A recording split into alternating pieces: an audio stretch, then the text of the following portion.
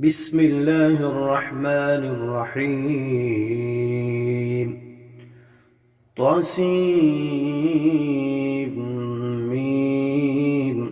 تلك آيات الكتاب المبين نتلو عليك من نبأ موسى وفرعون بالحق لقوم يؤمنون. إن فرعون علا في الأرض وجعل أهلها شيعا يستضعف طائفة منهم يذبح أبناءهم ويستحيي نساءهم إنه كان من المفسدين.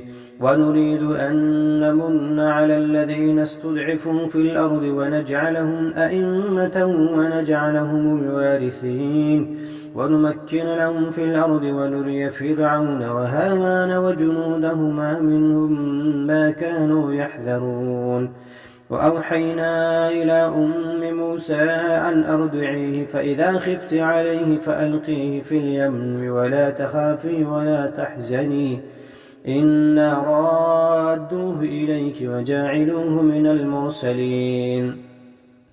فالتقطه آل فرعون ليكون لهم عدوا وحزنا إن فرعون وهامان وجنودهما كانوا خاطئين.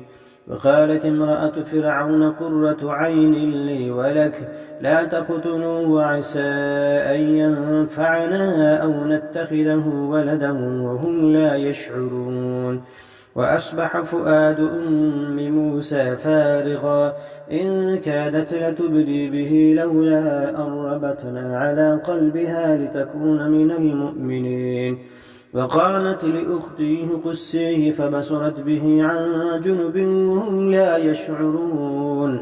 وحرمنا عليه المراضع من قبل فقالت هل أدلكم على أهل بيت يكفلونه لكم وهم له ناصحون.